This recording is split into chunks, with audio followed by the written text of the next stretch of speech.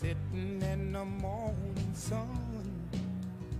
I'll be sitting when the evening comes, watching the ships roll in, and then I'll watch them roll away again. Yeah, I'm sitting on the dock of the bay, watching the tide roll away. Ooh, just sitting on the dock of the bay, wasting time. I left my home in Georgia, headed for the Frisco Bay. I've had nothing to live for, it looked like my way. So I'm just gonna sit on the dock of the bay. Ladies and gentlemen, please silence your cell phones and turn off any flash cameras. The program will begin in 5 minutes. Wasting time.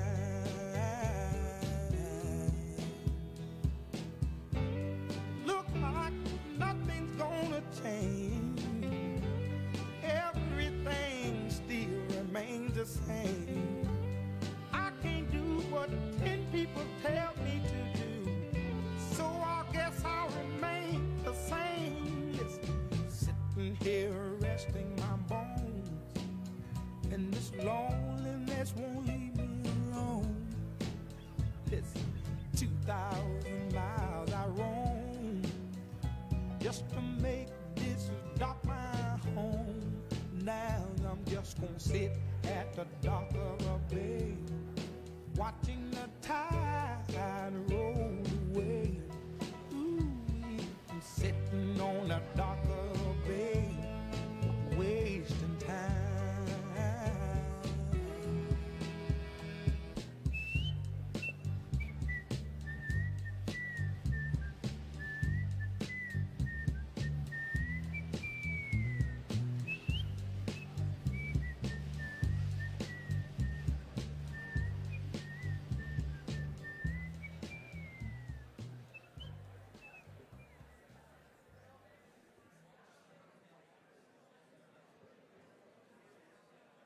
I can hear her heartbeat from 1,000 miles.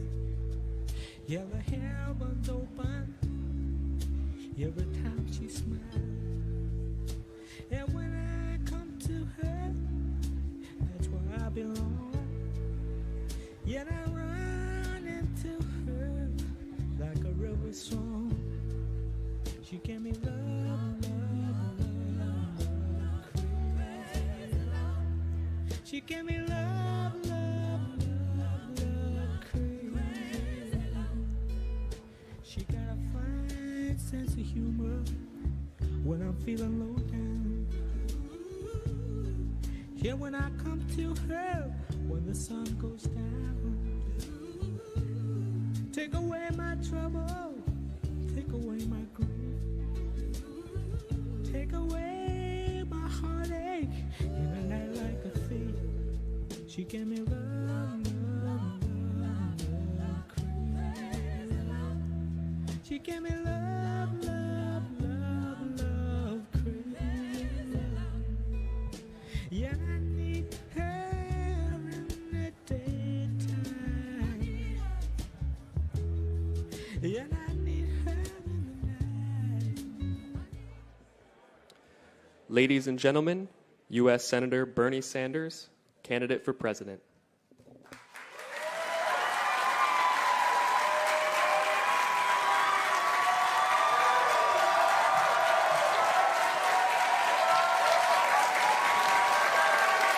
Thank you.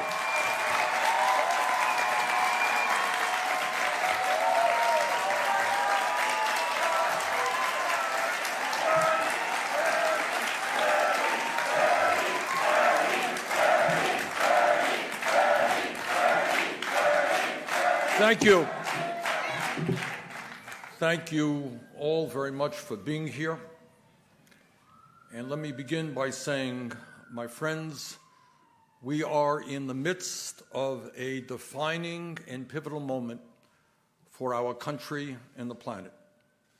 And with so many crises converging upon us simultaneously, it is easy for us to become overwhelmed or depressed, or even to throw up our hands in resignation. But my message to you today is that if there was ever a moment in the history of our country where despair was not an option, this is that time.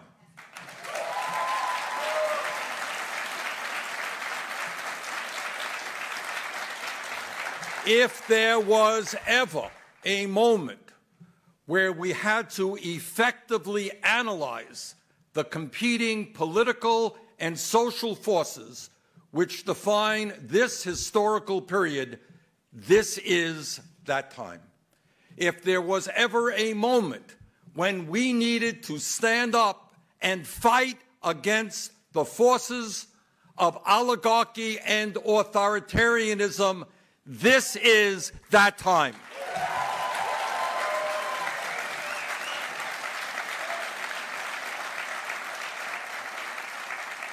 And if there was ever a moment when we needed a new vision to bring our people together in the fight for justice, decency, and human dignity, this is that time.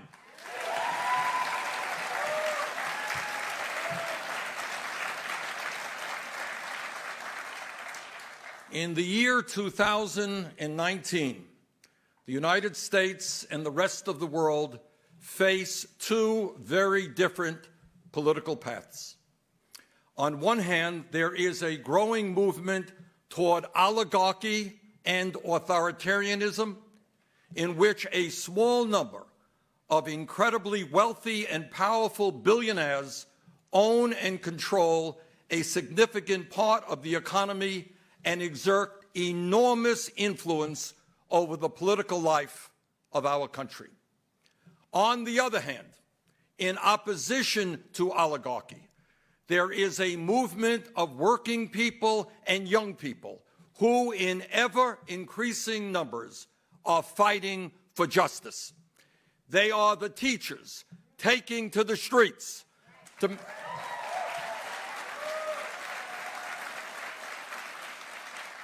make certain that schools are adequately funded and that their students get a quality education. They are workers. They are workers at Disney, Amazon, Walmart, and the fast food industry.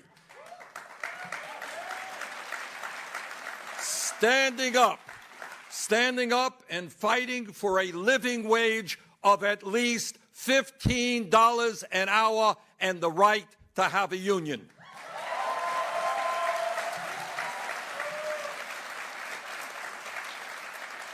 They are the young people taking on the fossil fuel industry and demanding policies that transform our energy system and protect our planet from the ravages of climate change.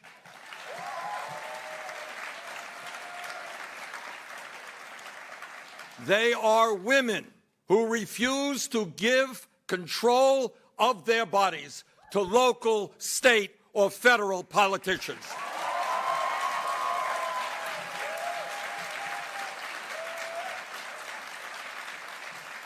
They are people of color and their allies demanding an end to systemic racism and massive racial inequities that exist throughout our society.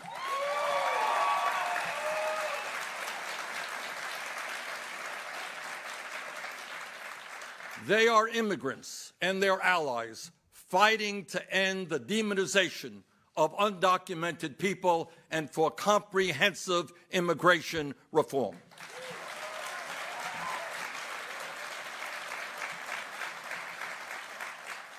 Now, when we talk about oligarchy, let us be clear about what we mean.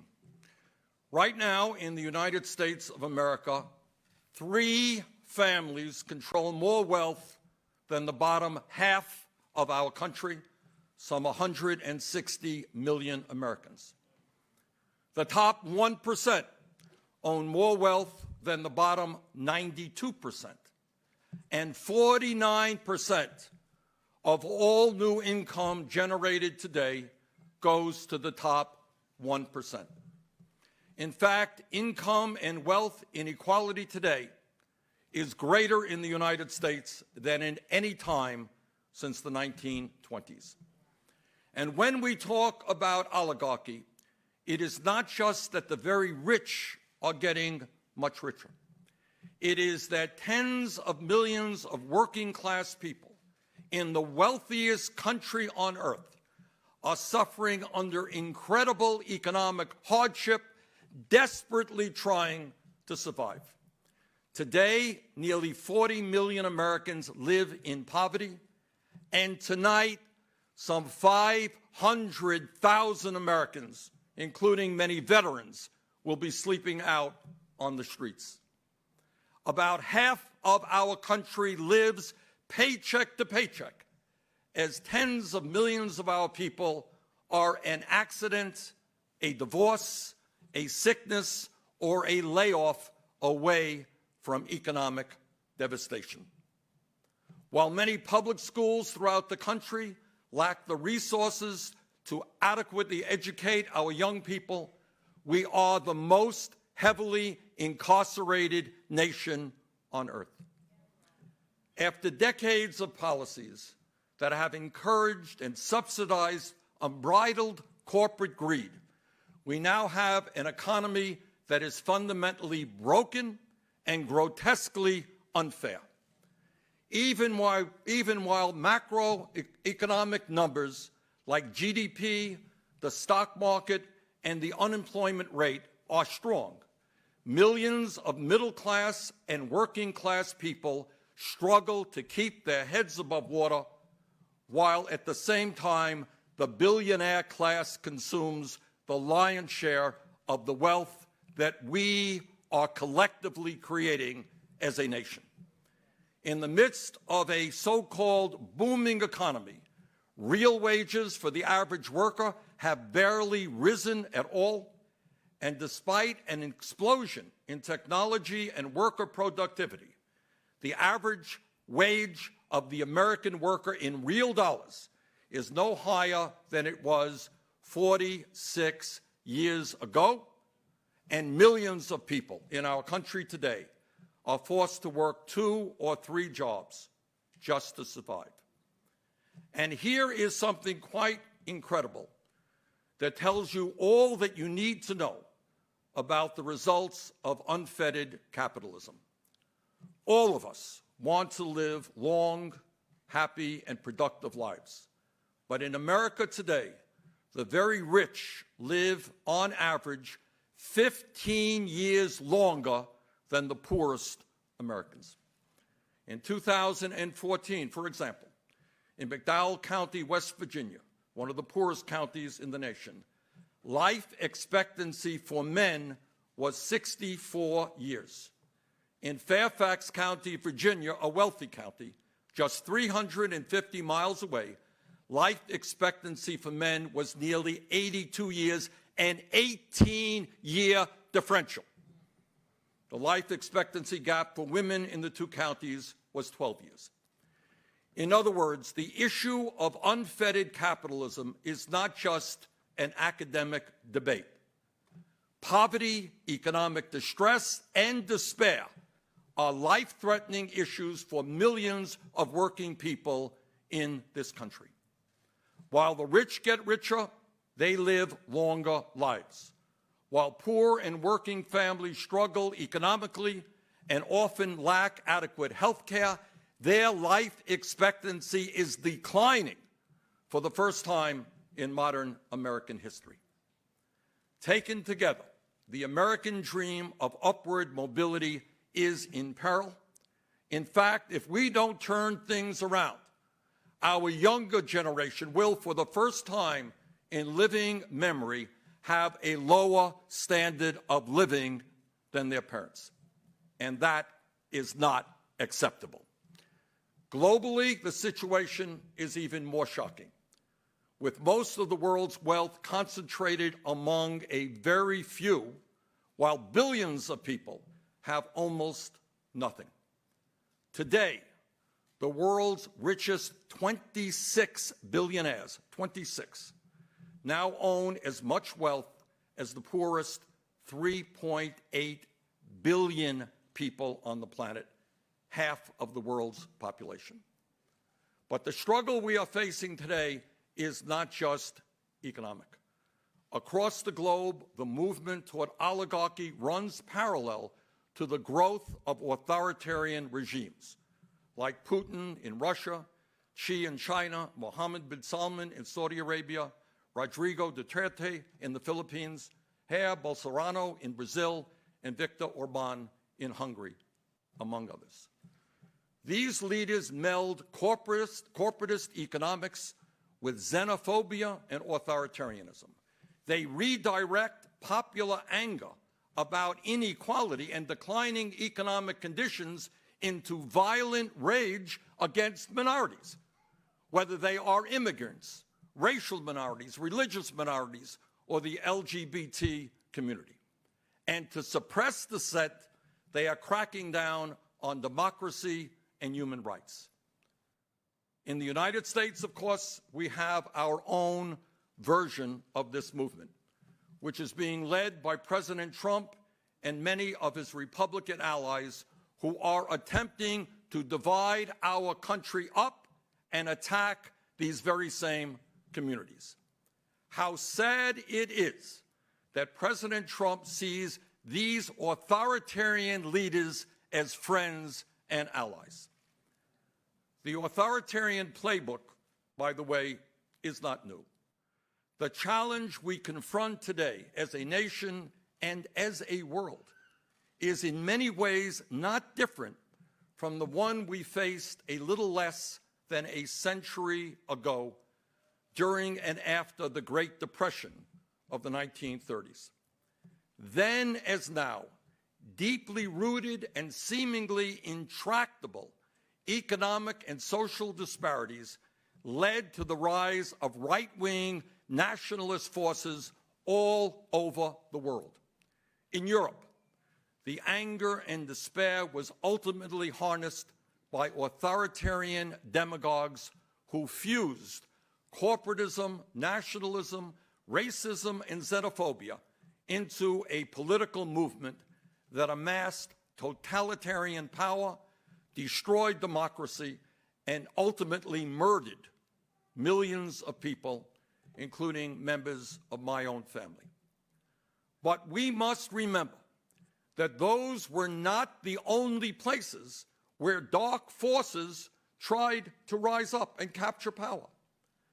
Today, we are all rightly repulsed by the sight of neo-Nazis and Klansmen openly marching in Charlottesville, Virginia, and we are horrified by houses of worship being shot up by right-wing terrorists. But on February 20th, 1939, over 20,000 Nazis held a mass rally, not in Berlin, not in Rome, but in Madison Square Garden, in front of a 30-foot banner of George Washington bordered with swastikas in New York City. New York City. But back then, those American extremists could not replicate the success of their authoritarian brethren across the ocean, because we in the United States, thank God, made a different choice than Europe did in responding to the era's social and economic crises.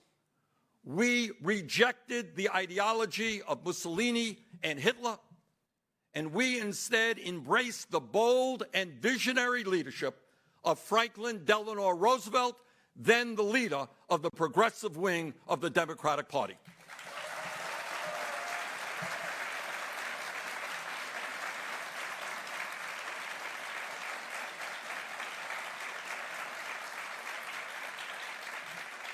Together with organized labor, leaders in the African American community and progressives inside and outside the Democratic Party, Roosevelt led a transformation of the American government and the American economy.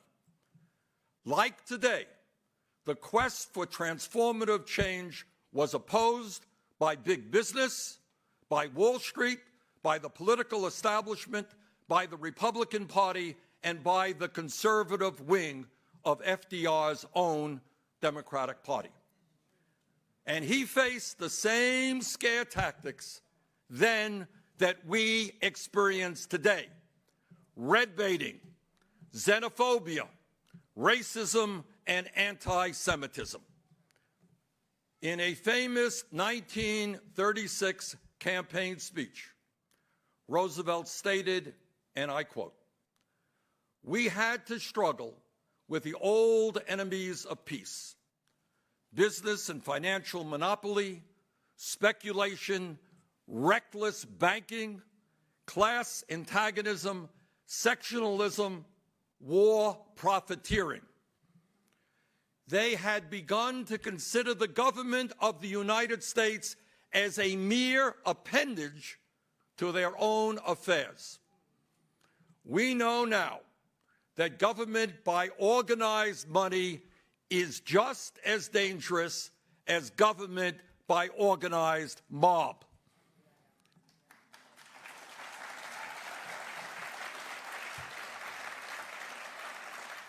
And Roosevelt concluded, and I quote, "Never before in all our history have these forces been so united against one candidate as they stand today. They are unanimous in their hate for me, and I welcome their hatred."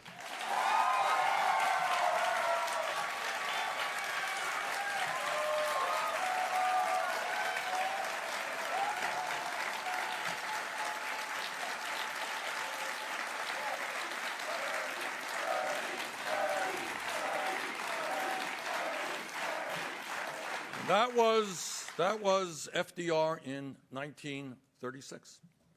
Now, although it does sound, I must say it does sound a little contemporary, doesn't it? Despite that opposition, by rallying the American people, FDR and his progressive coalition created the New Deal, won 4 terms, and created an economy that worked for all and not just the few.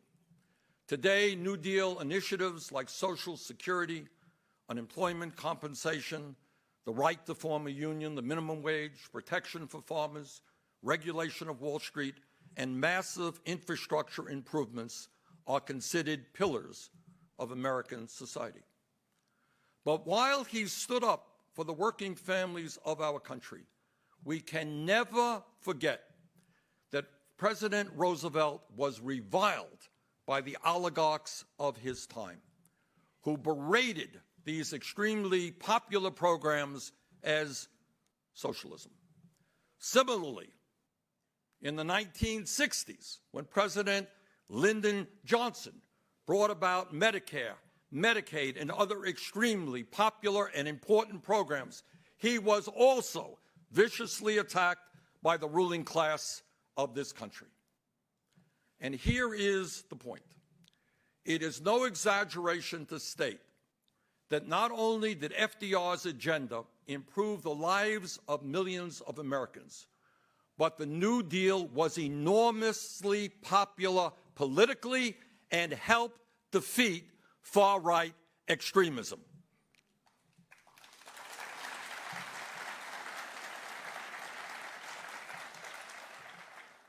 For a time.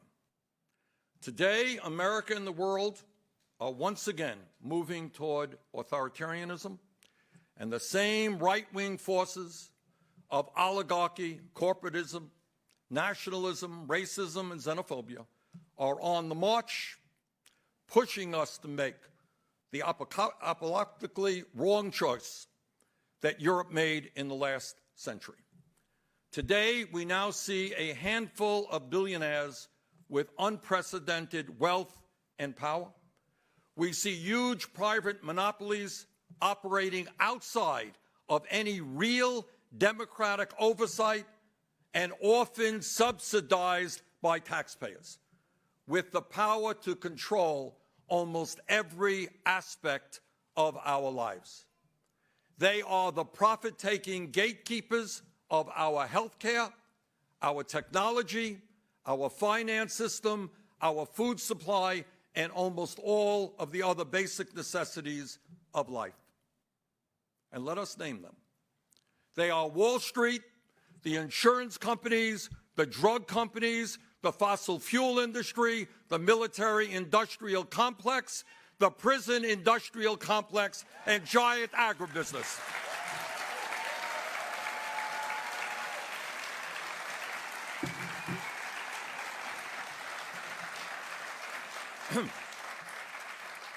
They are the entities with unlimited wealth who surround our nation's capital with thousands of well-paid lobbyists who, to a very significant degree, write the laws that we live under. Today, we have a demagogue in the White House who, for cheap political gain, is attempting to deflect the attention of the American people away from the real crises that we face, and instead is doing what demagogues always do, and that is to divide people up and legislate hatred.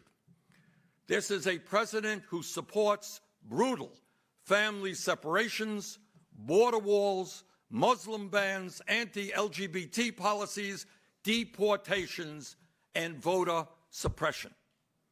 It is my very strong belief that the United States must reject that path of hatred and divisiveness and instead find the moral conviction to choose a different path, a higher path, a path of compassion, justice, and love.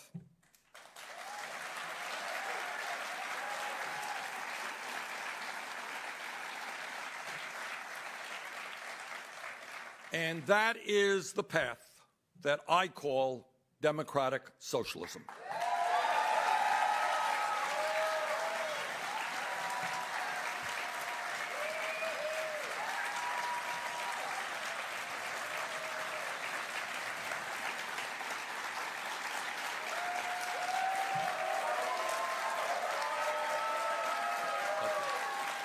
Thank you. Over 80 years ago, Franklin Delano Roosevelt helped create a government that made transformative progress in protecting the needs of working families. Today, in the second decade of the 21st century, we must take up the unfinished business of the New Deal and carry it to completion.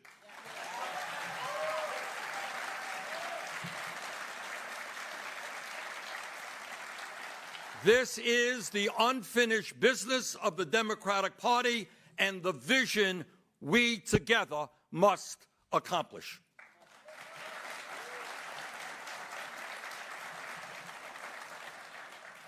In order to accomplish that goal, it means committing ourselves to protecting political rights, to protecting civil rights, and to protect economic rights for all of the people in our country.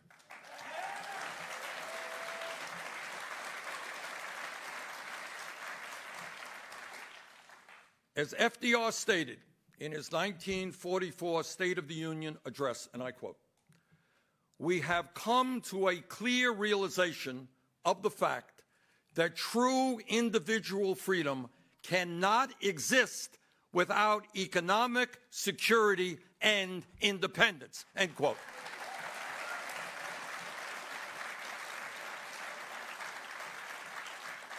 Today, our Bill of Rights guarantees the American people a number of important constitutionally protected political rights.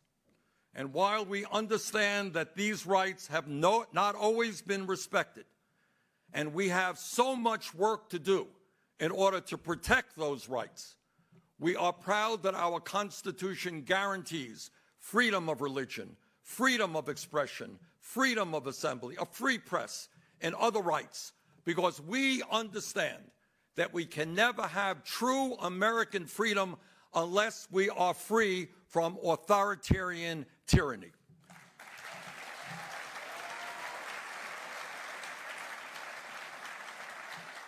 But now we must take the next step forward and guarantee every man, woman, and child in our country basic economic rights, the right to quality health care,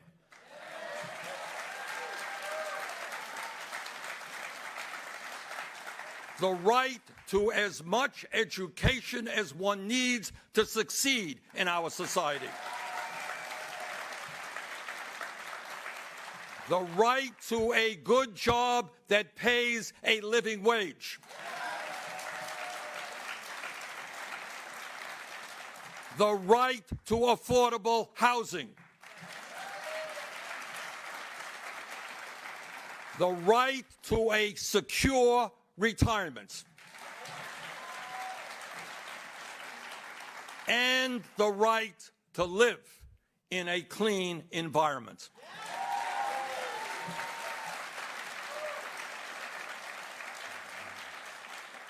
We must recognize that in the 21st century, in the wealthiest country in the history of the world, economic rights are human rights.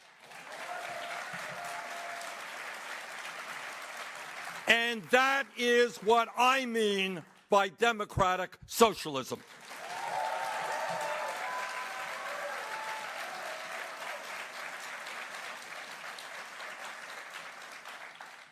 As one of the great leaders in American history, Dr. Martin Luther King Jr. said, and I quote, "Call it democracy or call it democratic socialism, but there must be a better distribution of wealth within this country for all of God's children," end quote.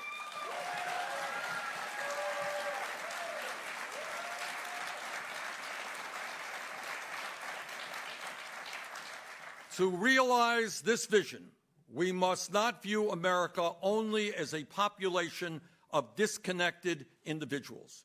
We must also view ourselves as part of, and I quote, "an inescapable network of mutuality tied in a single garment of destiny," end quote, as Dr. King put it. In other words, we are in this together.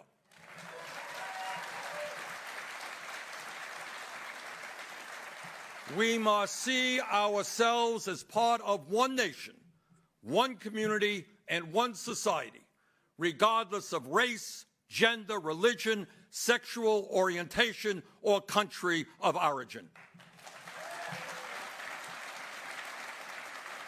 This quintessentially American idea is literally emblazoned on our coins. E pluribus unum, from the many, one. And I should tell you, it is enshrined in the motto of our campaign for the presidency, not me, us.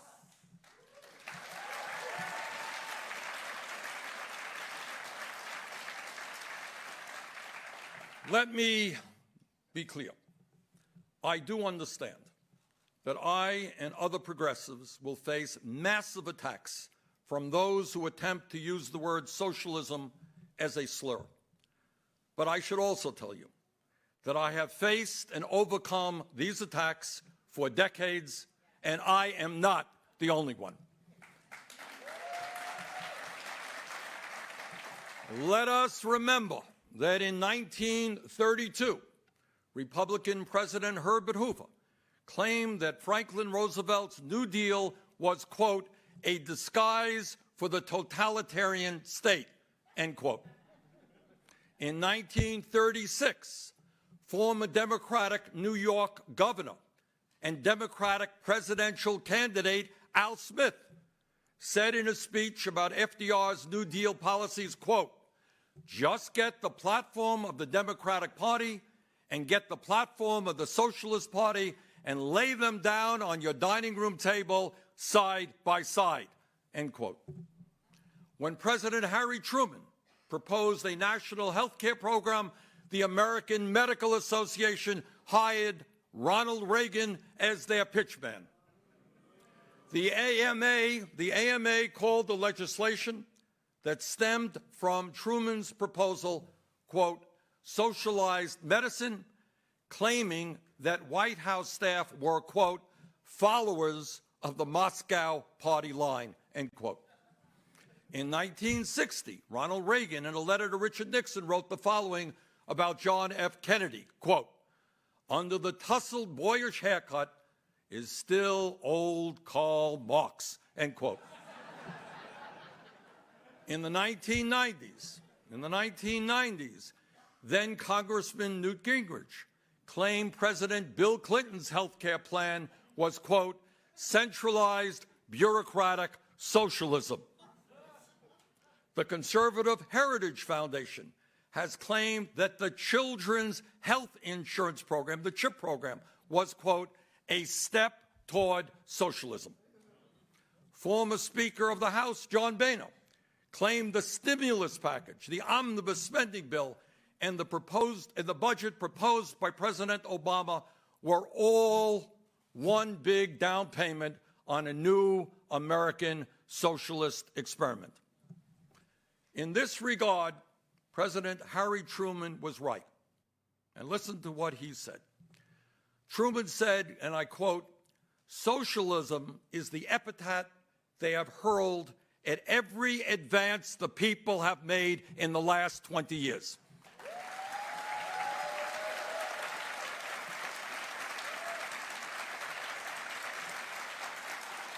And this is Truman. This is a quote from Harry Truman. Socialism is what they called Social Security.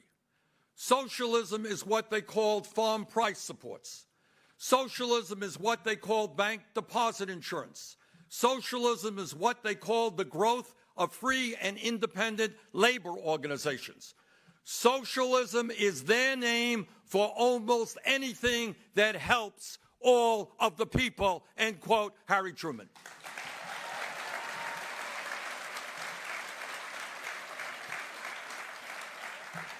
Now, let us be very clear. While President Trump and his fellow oligarchs attack us for our support of democratic socialism, they don't really oppose all forms of socialism. They may hate democratic socialism because it benefits working people, but they absolutely love corporate socialism that enriches Trump and other billionaires.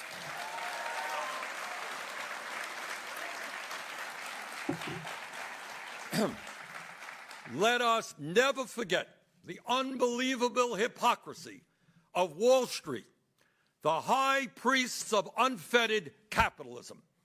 In 2008, after their greed, recklessness, and illegal behavior created the worst financial disaster since the Great Depression, with millions of Americans losing their jobs, losing their homes, losing their life savings, Wall Street's religious adherence to unfettered capitalism suddenly came to an end. Overnight, Wall Street became big government socialists and begged for the largest federal bailout in American history, some $700 billion from the Treasury and trillions in support from the Federal Reserve. But it's not just Wall Street that loves socialism when it works for them. It is the norm across the entire corporate world. The truth is, corporate America receives hundreds of billions of dollars in federal support every single year, while these very same people are trying to cut programs that benefit ordinary Americans.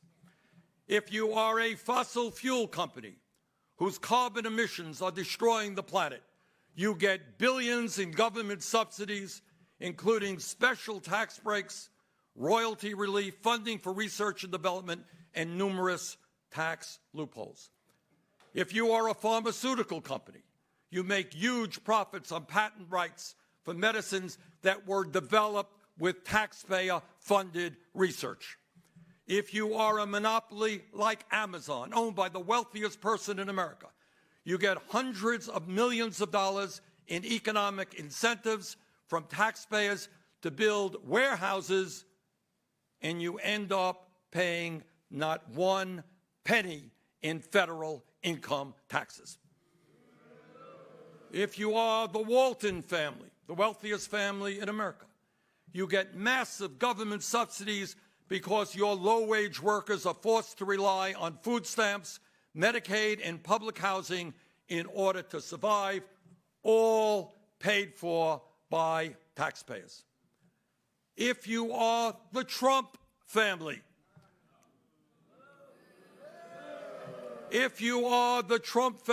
you got $885 million worth of tax breaks and subsidies for your family's housing empire that was built on racial discrimination. When Trump screams socialism, all of his hypocrisy will not be lost on the American people. Americans will know that he is attacking all that we take for granted, from Social Security to Medicare to veterans' health care to roads and bridges to public schools to national parks to clean water and clean air. When Trump attacks socialism, I am reminded again of what Dr. Martin Luther King Jr. said, and I quote, "This country has socialism for the rich, rugged individualism for the poor," end quote.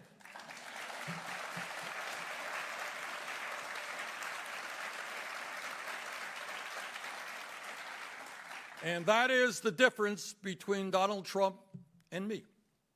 He believes in corporate socialism for the rich and powerful. I believe in a democratic socialism that works for the working families of this country.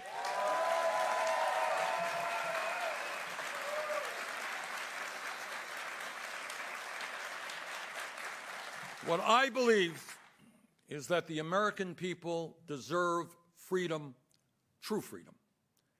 Freedom is an often used word, but it is time that we took a hard look at what that word actually means.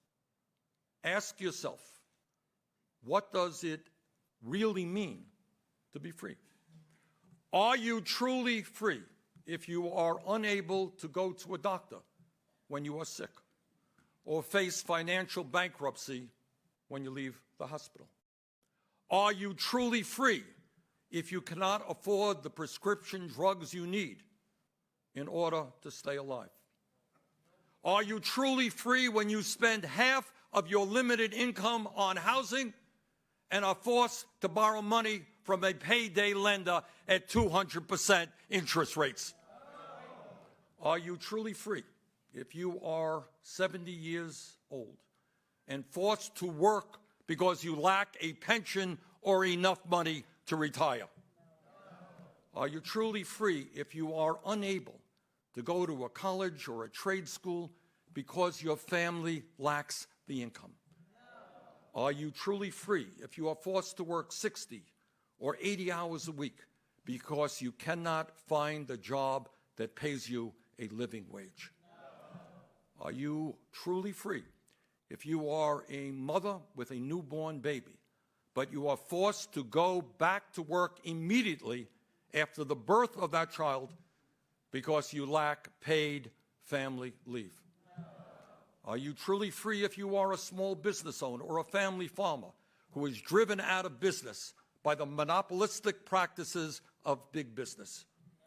Are you truly free if you are a veteran who has put his or her life on the line to defend this country and tonight will be sleeping out on the streets?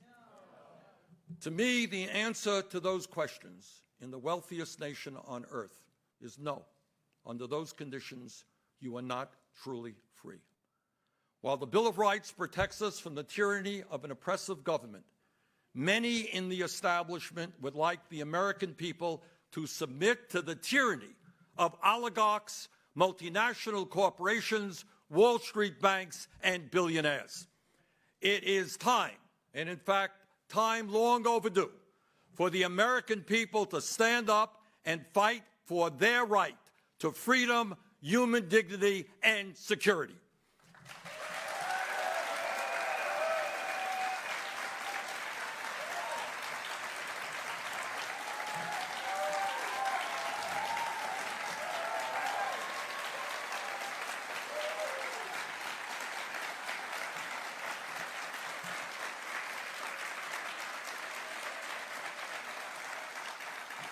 And that is the core of what my politics and what this campaign is all about.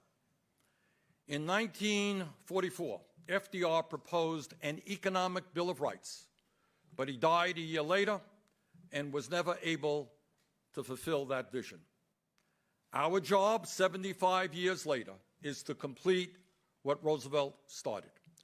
And that is why today I am proposing a 21st century economic Bill of Rights.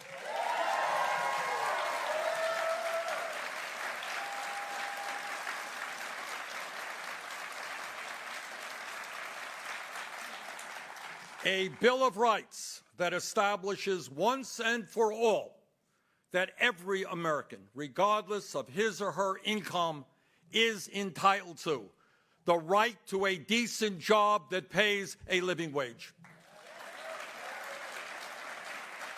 the right to quality health care,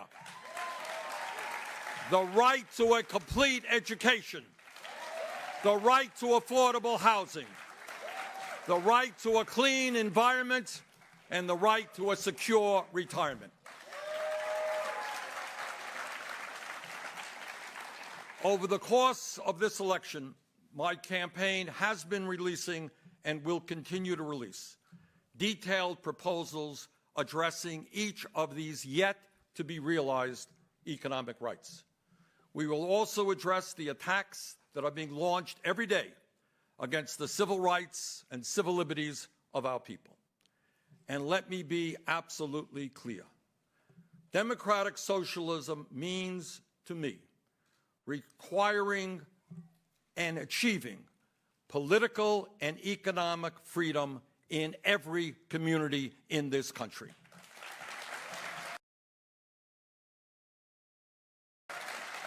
And let me be very, very clear as well when I state that the only way we achieve these goals is through a political revolution.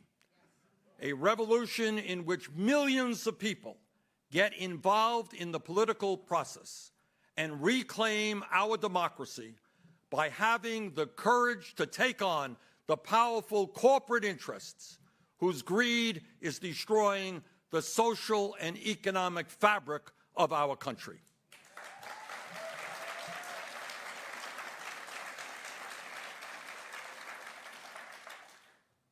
At the end of the day, the 1% may have enormous wealth and enormous power, but they are just 1%.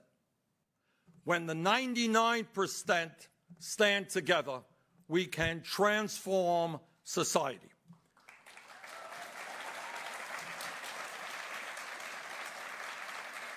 My friends, these are my values, and that is why I call myself a democratic socialist.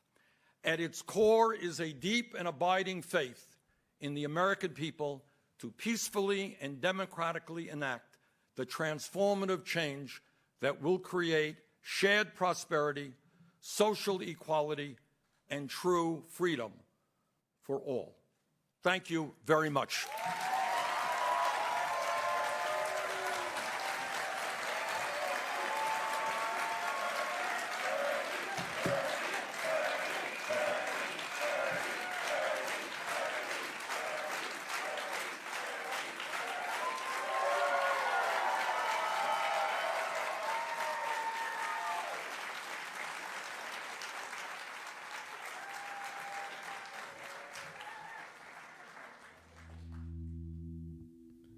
Yeah, when I'm returning from so far away, she gave me some.